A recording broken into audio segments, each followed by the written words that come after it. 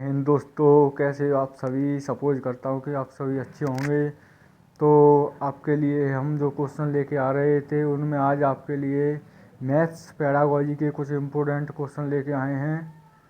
Maths pedagogy, जिसमें से आपको क्वेश्चन सही करने हैं। कितने आपके सही होते हैं ये आप पेन कॉपी लेके हाथ में साथ में बैठिएगा, जिससे ज़्यादा से ज़्यादा आप क्वेश्चन सही कर सकें, है ना दोस्तों। तो चलिएगा वीडियो शुरू करते हैं। उससे पहले आपको एक मोटिवेशन लाइन हम सुनाते हैं, देखिएगा। जो ठान लेते हैं मन में कुछ कर दिखाने की, हसरतें भी खौफ खाती हैं उस जमाने की। इसलिए आप ठान लीजिए, अगर आपने स्पेशल टीचर बनने की सोच ही लिया है तो आप अपना जी और जान लगा दीजिए मेहनत करने में, और इस बार अपना सिलेक्शन लेके अपने माता पिता का नाम ऊंचा कीजिए, रोशन कीजिएगा। चलिएगा, तो क्वेश्चन नंबर फर्स्ट शुरू करते हैं आपका। देखिएगा, क्वेश्चन नंबर फर्स्ट है, मूल्यांकन उपागम में प्राथमिकता दी जाती है। जो मूल्यांकन उपागम में प्राथमिकता दी जाती है वह किसे दी जाती है? शिक्षण बिंदुओं को, या कथन को, या प्रस्तुतिकरण को, या शिक्षण उद्देश्यों को, किसे दी जाती है? आंसर दीजिएगा जल्दी।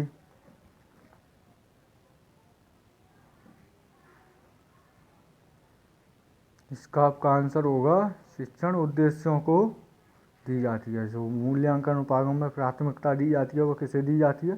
शिक्षण उद्देश्यों को प्राथमिकता दी जाती है ना दोस्तों। नेक्स्ट क्वेश्चन है आपका अगला। ये 15 आपके क्वेश्चन हैं आज पेडागोजी मैथ्स के। उद्देश्य कथन का संबंध है। जो उद्देश्य कथन का संबंध है कौन सा है? प्रकरण से, या नवीन ज्ञान से, या ए और बी दोनों, या इनमें से कोई नहीं? बताइएगा कमेंट बॉक्स में, साथ के साथ आंसर देते जाइए। बताइए इसमें आपका आंसर कौन सा होगा? उद्देश्य कथन का संबंध किससे है? ये होगा आपका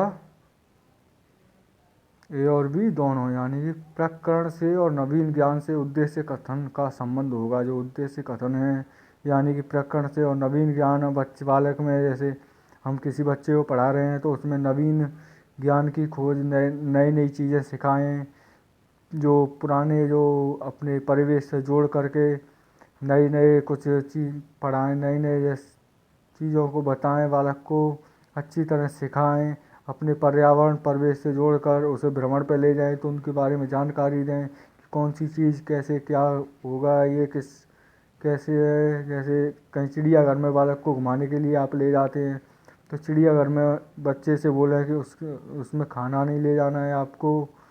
जो शेर वगैरह होते हैं, अगर आप खाना ले आएंगे कोई बच्चा, तो वो शेर वगैरह अगर खाना, तो उससे पहले वो उसे ही खा जाएगा ना। तो इसलिए उन्हें सतर्कता और उसे ज्ञान, नवीन ज्ञान से, पुराने ज्ञान से जोड़कर, जो पहला ज्ञान होता है उससे जोड़कर नवीन ज्ञान को बताएं।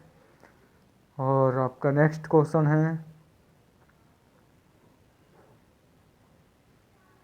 दैनिक पाठ्य योजना के निर्माण में सम्मिलित होता है। जो दैनिक पाठ्य योजना के निर्माण में सम्मिलित होता है क्या होता है? उद्देश्यों का निर्धारण, विषय वस्तु का चयन, या शिक्षण विधियों का निर्धारण, या इनमें से सभी कौन सा होता है दैनिक पाठ्य योजना में, डेली रोजमर्रा में?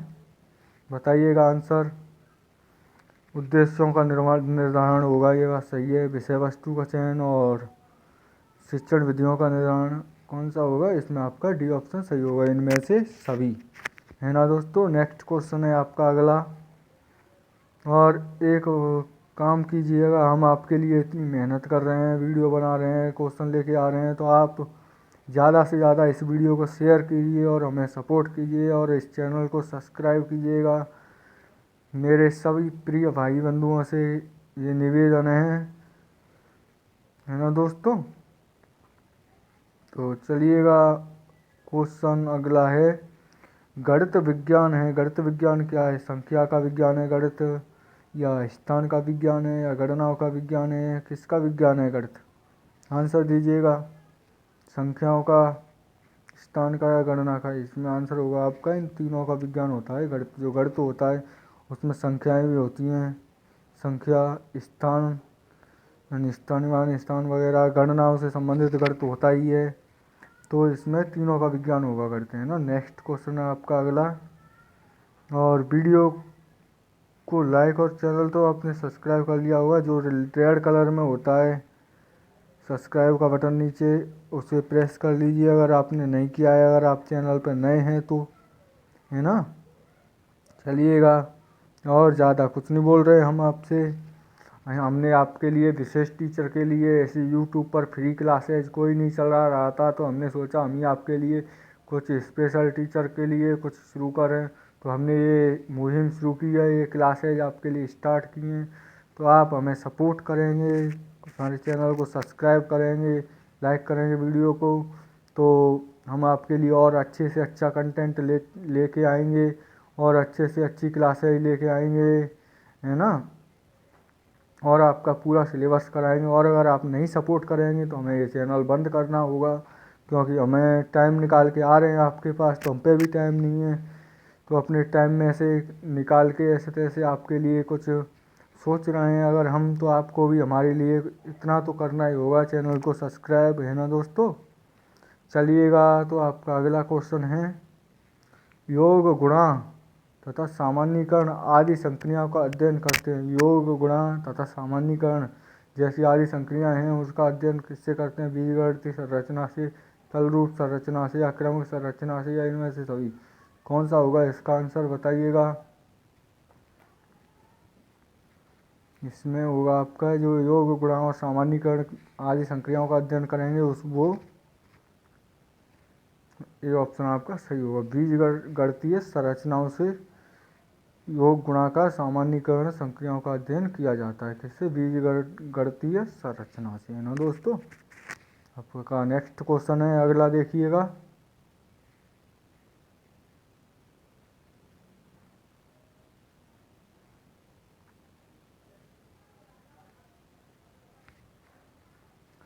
विश्लेषण विधि का प्रयोग होता है, जो विश्लेषण विधि है उसका प्रयोग किया जाता है।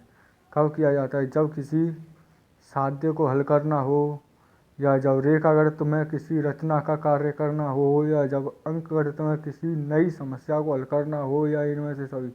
बीजगणितीय जो विश्लेषण विधि का प्रयोग किया जाता है, कब किया जाता है बताइएगा। विश्लेषण विधि का प्रयोग साध्य को हल करना या रेखागणित की रचना में कार्य भी जो विश्लेषण किया जाता है, या अंकगणित में नई समस्याओं को हल करने के लिए। तो इसमें आपका आंसर होगा डी, इनमें से सभी। जो विश्लेषण विधि का आपका प्रयोग किया जाता है वो एक साध्य को हल करने में, रेखागणित में भी किया जाता है, अंकगणित में जो समस्याएं आती हैं उनको भी हल करने में विश्लेषण विधि का प्रयोग किया जाता है ना दोस्तों। चलिएगा, आपका नेक्स्ट क्वेश्चन है,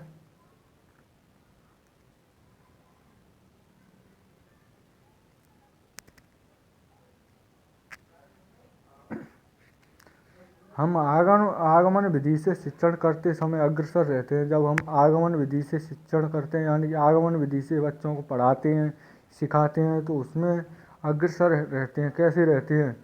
विशेष से सामान्य की ओर रहते हैं, या उदाहरण से नियमों की ओर आगमन विधि में रहते हैं, या स्थूल से सूक्ष्म की ओर रहते हैं, या इनमें से सभी। कैसे आगमन विधि में हम रहते हैं बताइएगा अग्रसर। कैसे हम बच्चों को आगमन विधि से पढ़ाएंगे? आगमन विधि के जो नियम सूत्र है वो कैसे क्या हैं? आंसर दीजिए। तो आगमन विधि आपकी उदाहरण से नियमों की ओर चलती है। कहाँ से चलती है? उदाहरण से नियम की ओर चलती है ना। और विशिष्ट से सामान्य की ओर चलती है आगमन विधि। स्थूल से सूक्ष्म की ओर चलती है, विशिष्ट से सामान्य की ओर चलती है, स्थूल से सूक्ष्म की ओर चलती है। तो इनमें से आपके ये तीनों आंसर हो जाएंगे। और आगमन विधि प्रत्यक्ष से प्रमाण की ओर चलती है। और जो निगमन विधि है वह आगमन विधि की विपरीत होती है। जैसे कि आगमन विधि में हम उदाहरण से नियम की ओर चलेंगे, तो निगमन विधि में नियम से उदाहरण की ओर चलेंगे। आगमन विधि विशेष से सामान्य की ओर चलती है, तो निगमन विधि सामान्य से विशेष की ओर चलती है, उल्टी हो जाती है इसकी। और जो आगमन विधि है वह स्थूल से सूक्ष्म की ओर चलेगी, तो निगमन विधि सूक्ष्म से स्थूल की ओर चलेगी। ऐसे ही ये दोनों विधियाँ एक दूसरे के पूरक हैं, है ना। नेक्स्ट क्वेश्चन है आपका अगला। वीडियो अगर आपको अच्छी लग रही हो, हमारा पढ़ाना पसंद आ रहा हो, तो वीडियो को लाइक और चैनल को सब्सक्राइब ज़रूर कर लीजिए, और अपने दोस्तों के पास शेयर कीजिए। अगर हमारे ये चैनल चलता है, अच्छे व्यूज आएंगे, तो हम आपके लिए अच्छा कंटेंट लेके आएंगे। और अगर हमें कोई लाभ नहीं होगा तो हमें पे ऐसे टाइम निकाल के आ रहे हैं। अगर आप लोग वीडियो को नहीं देखेंगे, कोई भी वीडियो नहीं देखेगा तो फिर हमें क्या फ़ायदा मिलेगा, क्यों हम किसके लिए व्यर्थ में मेहनत करेंगे, है ना।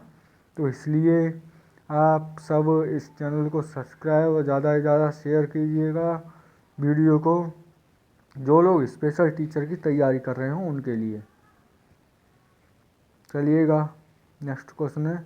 और कुछ लोग पूछ रहे थे कि जो पेपर कब होगा सर, तो ये पेपर आपका अभी थोड़ा आगे, क्योंकि पेपर की ना तो अभी कोई डेट आई है, पेपर की ना तो कोई डेट आई है अभी, ना कुछ है ऐसा, ना ऐसी कोई न्यूज़ है। अगर कोई न्यूज़ आएगी तो हम आपको सबसे पहले पेपर के बारे में बता देंगे कि ये पेपर जब से होगा या तब होगा। ऐसा आ रहा है, होने की संभावना है पेपर की, कि पेपर फरवरी के लास्ट वीक में या मार्च के फर्स्ट वीक में होने की संभावना है आपका जो पेपर है उसकी, है ना। फरवरी के लास्ट वीक में या मार्च के फर्स्ट वीक में होने की आपके पेपर की संभावना है ना दोस्तों।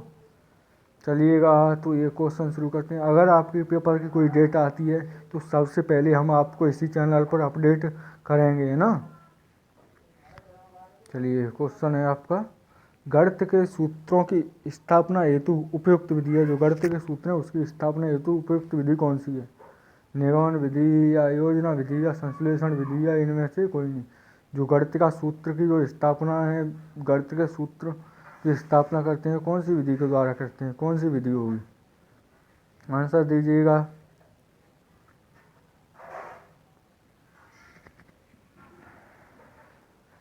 तो इसमें आपका आंसर होगा संश्लेषण विधि। संश्लेषण विधि गणित के सूत्रों के लिए प्रयोग की जाती है स्थापना के लिए, है ना दोस्तों। जो संश्लेषण विधि है इसका उपयोग गणित के सूत्रों के लिए किया जाता है। जो निगमन विधि आपकी मैंने बता ही दिया। निगमन विधि कैसे चलती है? नियम से उदाहरण की ओर चलती है, या प्रमाण से प्रत्यक्ष की ओर चलती है, या सूत्र से यानी कि नियम से उदाहरण की ओर चलती है, प्रमाण से प्रत्यक्ष की ओर चलती है, स्थूल से सूक्ष्म से स्थूल की ओर चलती है, और स्थूल से सूक्ष्म की ओर आगमन विधि चलती है ना। योजना विधि जैसे कोई योजना वगैरह वगैरह बनाने से संबंधित हो गई। तो आपका नेक्स्ट क्वेश्चन है अगला, वैज्ञानिक विधि पर आधारित विधि है। जो वैज्ञानिक विधि पर कौन सी विधि से आधारित है?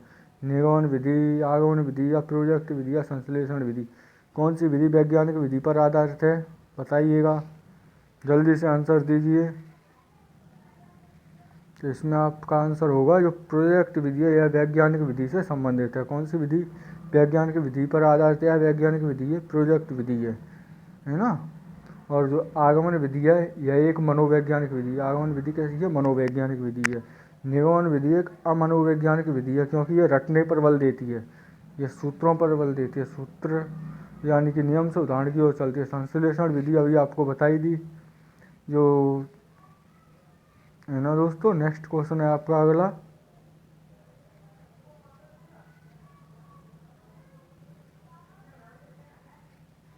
न्यूटन ने गुरुत्वाकर्षण सिद्धांत को भास्कराचार्य के नाम दिया। जो न्यूटन ने गुरुत्वाकर्षण का सिद्धांत था उसे भास्कराचार्य को जो नाम दिया वह कौन सा नाम दिया था, बताइएगा जल्दी से। इसमें आपका आंसर कौन सा होगा? प्रतीकात्मक शक्ति, या धारणिकात्मक शक्ति, या चिंतनात्मक शक्ति, या अवकलनात्मक शक्ति? कौन सा आंसर होगा, बताइएगा जल्दी से।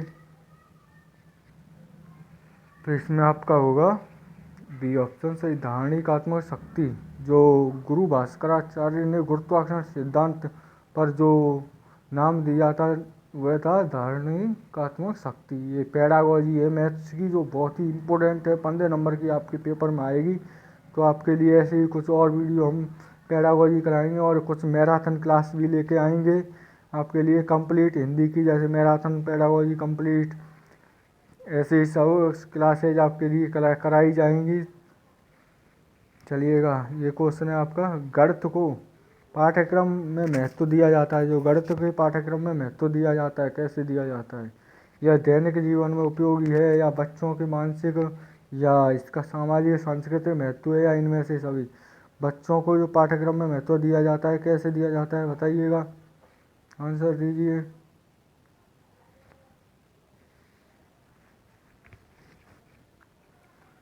इसमें आपका आंसर होगा जो गणित पाठ्यक्रम में महत्वपूर्ण कौन सा होगा इनमें से सभी, क्योंकि बच्चों को जब हम किसी बालक को सिखाते हैं पढ़ाते हैं तो वह सबसे पहले अपने सामाजिक परिवेश या पारिवारिक परिवेश से निकल के आता है, तो वह उससे जुड़ा हुआ होता है। तो बालक को हम दैनिक जीवन से जोड़कर पढ़ाएंगे, यानी कि डेली के जो दैनिक दिनचर्या से उसको जोड़कर पढ़ाएंगे सिखाएंगे, और सामाजिक या सांस्कृतिक महत्व के बारे में गणित को पढ़ाएंगे, जैसे कि समाज में गणित का क्या उपयोग है, कैसे यूज है, ऐसे, या बच्चों के मानसिक, ये सभी पाठ्यक्रम का महत्व है ना दोस्तों। नेक्स्ट क्वेश्चन आपका इनमें से सभी, इसका आंसर आपका हो ही गया, डी ऑप्शन।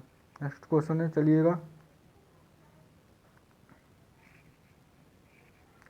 गणित को सभ्यता व संस्कृति का दर्पण किस गणितज्ञ ने बताया है? जो सभ्यता और संस्कृति का दर्पण बताया गया है, कौन से गणितज्ञ के द्वारा बताया गया है दोस्तों, बताइए।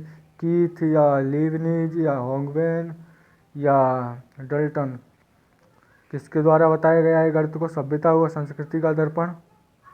बताइए आंसर प्लीज।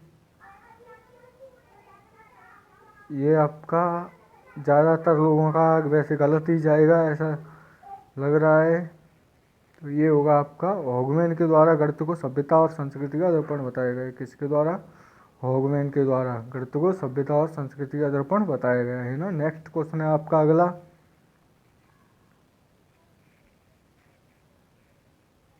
अज्ञात से ज्ञात की ओर किस विधि में अग्रसर रहता है?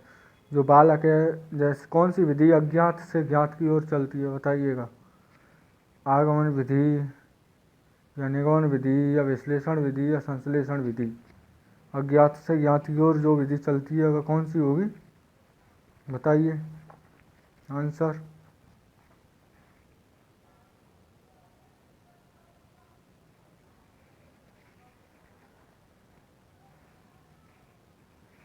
अज्ञात से ज्ञात की ओर आपकी विधि चलती है विश्लेषण विधि। कौन सी? विश्लेषण विधि। वैसे निगमन विधि बताया गया है, और इसका जो आंसर है वो विश्लेषण दिया गया है इस पेपर के हिसाब से। वैसे मेरे हिसाब से इसमें निगमन विधि होना चाहिए, है ना, क्योंकि जो किताबों में या वैसे दिया है तो निगमन विधि दिया है, और कुछ में विश्लेषण भी दिया है, पर इसका सही आंसर निगमन विधि होगा, है ना। नेक्स्ट क्वेश्चन है आपका, और पेपर में माना है तो आप पेपर वाले को लगाना, वैसे विश्लेषण विधि है पेपर के हिसाब से, तो इसका आंसर है ना। नेक्स्ट क्वेश्चन है आपका अगला। किस भारतीय गणितज्ञ ने पाई बराबर 3.1416 प्रतिस्थापित किया है? कौन सा भारतीय गणितज्ञ है जिसने पाई बराबर 3.1416 प्रतिस्थापित किया है? आंसर दीजिएगा। आर्यभट्ट प्रथम ने, या आर्यभट्ट द्वितीय ने, या श्रीधराचार्य ने, या श्री रामानुजन ने? कौन सा होगा इसमें आपका आंसर? इसका आपका आंसर होगा आर्यभट्ट प्रथम ने, जो पाई बराबर 3.1416 प्रतिस्थापित किया है, यानी पाई बराबर 3.14 बताया गया है ना। नेक्स्ट क्वेश्चन आपका लास्ट एंड फाइनल। और वीडियो आपका अच्छी लगी हो तो वीडियो को लाइक और चैनल को सब्सक्राइब करें, और अपने उन दोस्तों के पास ज़रूर भेज दें जो इस स्पेशल टीचर की तैयारी कर रहे हैं, है ना, क्योंकि वो भी इस फ्री क्लासेज का लाभ ले सकते थे। ये आज की वीडियो थोड़ी छोटी थी क्योंकि हमें कहीं बाहर जाना था, तो ज़्यादा क्वेश्चन आपके लिए नहीं लेके आ पाए, पर हमने आपकी क्लास मिस नहीं की। हमने कहा कुछ तो आपको आज पढ़ाया जाए, थोड़ा बहुत बताया जाए, और इन क्वेश्चनों को आप एज ए टेस्ट की तरह लें, एज ए टेस्ट की तरह देखें। आप एक पेन कापी लेके बैठा करिएगा और उसमें लिखते जाइए, और एंड में बताइए कि आपके इन क्वेश्चनों में से कितने सही हुए। आज 15 कराए हैं तो इनमें से कितने सही हुए, ऐसे आंसर देते जाइएगा, है ना। एलिमेंट्स नामक पुस्तक के लेखक कौन है? जो एलिमेंट्स पुस्तक थी उसके लेखक कौन है, बताइए। ये पाइथागोरस या यूक्लिड या थेल्स या क्रो एंड क्रो? कौन से एलिमेंट्स नामक पुस्तक के लेखक? इसमें आपका आंसर होगा यूक्लिड। कौन थे? यूक्लिड। बी ऑप्शन सही है। मिलते हैं नेक्स्ट वीडियो में।